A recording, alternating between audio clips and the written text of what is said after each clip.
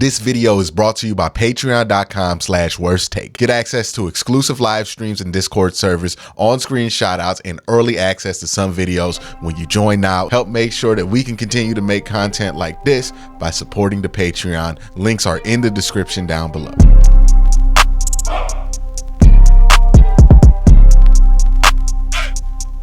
So, it's funny. You become a YouTuber. You get to a point where you could do this full time, and one of the biggest allures of it is, hey man, I'm gonna be my own boss. I'm gonna be in charge. But then the next thing you know, you're getting called into work at midnight because the Browns signed Dalvin Tomlinson. Now look, we're gonna get into that signing, don't you worry. But I need to talk about Andrew Berry's bedtime habits because this is ridiculous, man. Like, who signs a defensive tackle at 11:30 p.m.? Who does that? Who does that? Like, why are both you and Dalvin Tomlinson up to agree to a contract? Like, you made a life decision, a whole life decision where I'm gonna play football for the next 3 years at 11:30 at night. 11:30. I was up, about to be asleep. You know what I mean? I was getting my nighttime tea ready. I was eating a big ass sandwich. I was really about to shut it down.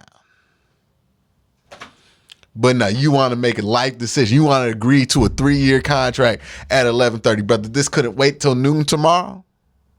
Couldn't wait 12 hours on it. All right, I'm happy we got him. Dalvin Tomlinson, he's really good. I've been wanting the Browns to get him for a couple years. So, yes, I'm excited about that. But I'm old and I'm grumpy, so I'm just going to be grumpy about this man calling me into work at midnight. But I got to get this out to the people, man, because y'all need to know, because some of y'all was mad that the Browns weren't doing enough, that they weren't signing somebody. Like, we wasn't even a day in the free agency yet, and we was making really broad, sweeping conclusions about the overall plan for the year, and I need y'all to calm down. So here it is. The Browns have signed Dalvin Tomlinson. He's been playing for Minnesota the last couple of years. I really wanted him when he became a free agent in 2020. I thought that would make a lot of sense. He was playing a really good football for the New York Giants. He's been playing very good football for the not Minnesota Eagles. See, it's late. The Minnesota Vikings. I almost said Timberwolves. See, Andrew Berry. You blame Andrew Berry for all of these mistakes. But the Minnesota Vikings, if you look at his pro football career chart, he's a pretty solid defensive tackle. I think his run defense will improve once he's in a better situation. And look, he's not going to change the world at defensive tackle. He's not going to be, DeForest Buckner at defensive tackle. But you know what he's going to be? Dependable, reliable, 3-down guy, right? So now you don't have to worry about the other starting position. We don't have to care who the other starting defensive tackle is. We don't have to trip over who the other starting defensive tackle is. We don't have to have any of these debates. We know Dalvin Tomlinson is going to start. That's the real deal there, right? That's why you make this move. He's going to start, and he's not just going to start. He's going to be pretty damn good at run defense, pass rushing. He's going to hold it down. Remember them days of us watching Andrew Billings just get beat down? Remember them days of us watching Jordan Elliott just get pushed off the ball like a sled? Honestly, I've seen sleds hold their ground a little bit better than sometimes some of the Browns defensive tackles have. No longer have to worry about that. You have the quintessential adult in the room with Dalvin Tomlinson. He's not going to be a superstar, but you know what he's going to be? Good. You know what we ain't going to be doing? Crying about it. You know what I mean? We ain't going to be crying about the defensive tackle position anymore. We ain't going to be crying about not having NFL level talent there. Now you have Perrion Winfrey, who should be able to step up and hopefully become the starter on the opposite side, or you might want to be able to add somebody else who can add into that. But this is a positive sign because, one, this is the first real investment at $13 million a year for Dalvin Tomlinson for over 3 years.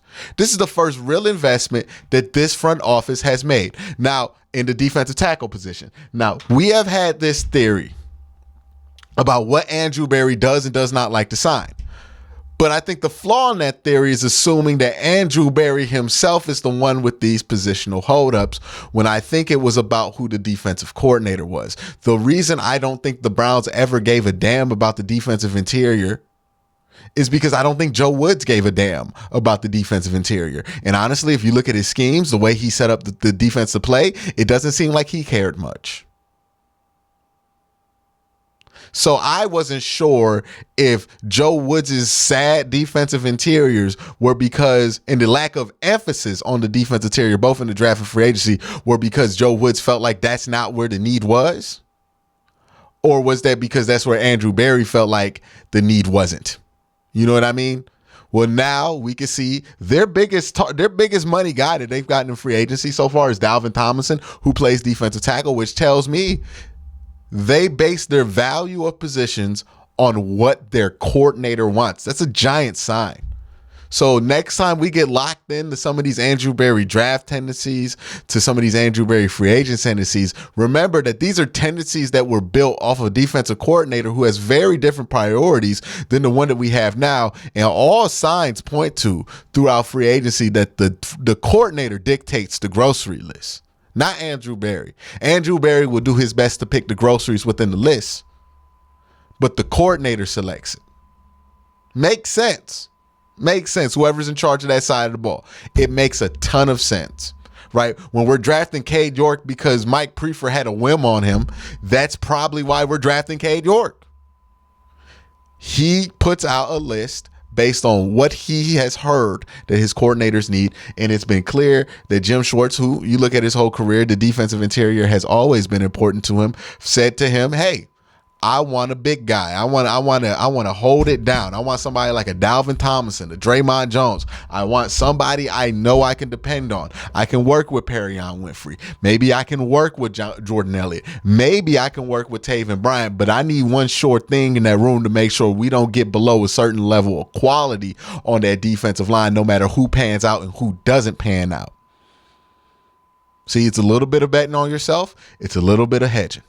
It's a little bit of security and a little bit of gambling, right? You know what I mean? Nobody goes in full gamble. Nobody goes in super conservative. You want to have a balance of your approach. And it's a little bit of a hedge to make a big bet, right? Because the big bet is that Perion Winfrey in year 2 with the better coach is going to become that dynamic pass rushing threat. The big bet is betting that maybe Jordan Elliott can figure it out and be a good run stopper with his length, with better coaching and better help around him.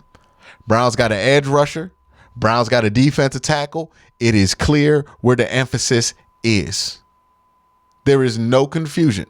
The emphasis is on the line of scrimmage. They brought back the center when they did not have to, right? They signed a defensive tackle for decent money. They got an edge rusher. The emphasis is on the defensive line. So it shows me that Andrew Berry is willing to flip emphasis based on what the coordinator wants. It's a big question we've had. It's a big question we've needed answered. Now we have that answer, or at least we have something closer to that answer from Andrew Berry and how he's moved on this whole free agency thing so far. It's funny, we had all these debates about is Andrew Berry doing enough in free agency. We ain't even in free agency yet. That's in 2 days. We're in pre-agency. And we already signed 2 players. So Dalvin Tomlinson, again, he's 6'3", and he's 325. So the brother is big. He plays well. You go back to his 2020 season when he was in a much better defensive system, I believe, in New York, and he put up some great run defense numbers. You know, we could switch to that view of it. He's his former second-round pick, drafted in 2017, so he's young, but he's at the right age for a team that's trying to win now. He's on his 3rd year, which, hey, at this point in your cap life, you're going to be going after guys on their 3rd team. And even though Minnesota's defense was the absolute dookie duke last year, Dalvin was balling. You know what I mean? Dalvin Tomlinson was good. This is a big signing for the Browns, and this is a big, I think, step in the right direction, right? You guys have been with me, and if you've been a viewer of mine for any length of time, you've been with me long enough to know that this is one of the things I've been pounding the table on. I just didn't know who I needed to pound the table to, right? I've been sitting here saying that we need to put more emphasis on the defensive line. We got to stop with the duct tape solutions on the defensive line. We have to take this more seriously because it's going to come back and bite us in the butt. How many years have you watched me do this and say this? We got rid of Sheldon Richardson and Larry Ogunjobi, had no backup plan for what we brought in next, and then we wondered why things went wrong. We've been doing this for 3 years. I've been screaming this. Joe Woods was the defensive coordinator for those 3 years. And then all of a sudden he's gone, and now we're signing defensive tackles and we're taking the position serious. You notice how that wasn't a 1-year deal like all the other defensive tackles have been over the last 3 years. You notice how that was a 3-year deal. I'm just pointing out the obvious that maybe it wasn't Andrew Berry that didn't want to take defensive tackles or take or invest in defensive tackles. That maybe it was Joe Woods saying that my defense doesn't need great defensive tackles. I just need corners. Because you know what we drafted a lot of? Corners. We drafted a ton of corners during Joe. Safeties, corners, small linebackers. We drafted all those guys. So again, we assume that these guardrails or these tendencies that Andrew Berry has had are what Andrew Berry wants to do, when I think it's a combination of what the defensive coordinator wants and what Andrew Berry wants. Keep that in your mind when we assume certain processes are going to go this way, because this is how Andrew thinks. Remember, everything that we're digging up data on the defensive side that Andrew Berry has done, he's done it with a defensive coordinator that did not care who the defensive tackles were. So who he might be willing to draft at what part of the draft, we don't know what positions, because now it's up to Jim Schwartz on what he wants to prioritize. So in years past, we were like, no way he spends a second round pick on a defensive tackle. We don't know that now, because he might say, hey, Dalvin Tomlinson plus a premium pick on a D tackle. That's where I want to go. Who knows? But that's my thoughts on the signing. It's a great signing. It's a step in the right direction. And it's a overall bigger step in the right direction. And now I think that the whole defensive tackle debacle over the last few years had nothing to do with what Andrew Berry was enforcing onto the team, and a lot more to do with Joe Woods and where his priorities were with his defense. Let me know what you think in the comment section down below. You have a great day. Have a good night.